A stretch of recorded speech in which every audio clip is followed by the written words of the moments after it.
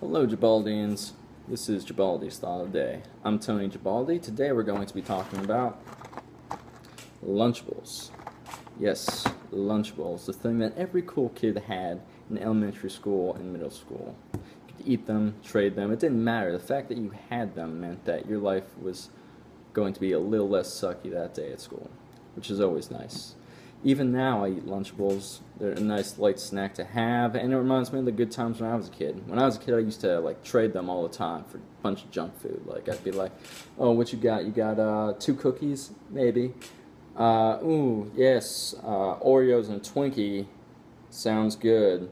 Let me get back. No, Carl, I don't want your lame-ass PB&J. Oreos and Twinkie it is." Those were good times.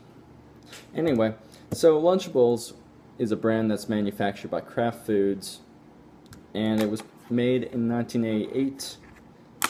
It's marketed under Oscar Mayer for the US, and it's also in the former brand Dairy Lee, which is in the UK. They're produced at Kraft Foods Incorporated at Fullerton Factory in Fullerton, California, if you want to know, and they're shipped to a grocery mart near you. Yeah. Lunchables was designed in 1985 by Tom Bailey, Bob Drain, Jeff James as a way for Oscar Mayer to pretty much sell their bologna meat. They used focus groups, which were working class mothers, and they found out that through this, their main concern was time. They were pressed by the amount of time it took to make breakfast and prepare it into a lunch or whatever for their kids to eat at school.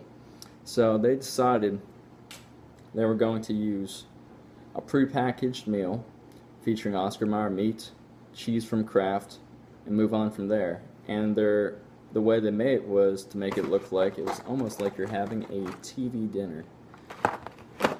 Now, Lunchables now, they have over 26 different varieties, which includes hamburgers, hot dogs, subs, crackers, a whole shebang.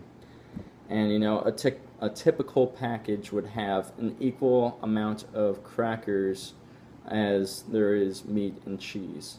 Oh, the reason they have crackers, by the way, interesting point, is because if they use bread, it would pretty much get spoiled within a week or so. So they use crackers because they last longer in the freezer. The more you know. Moving on, the brand also created 2 different versions for adults that had an increased amount of meat within it. However, lack of popularity, it got discontinued. Lunchables has an assortment of drinks and desserts featuring Capri Sun or generic soda. Dessert would be a Jello, a pudding, even a snack bar. In 1997, though, Lunchables came under heavy fire because, I don't know, they had way too much sodium intake. It was labeled as a healthy food, and I don't know, it was like 50%, like one serving was 50% of an adult's daily intake of sodium, I guess. So what happened was the UK decided to make things healthier. Instead of using Capri Sun or whatnot, they decided to have orange juice, and for dessert they might have a yogurt.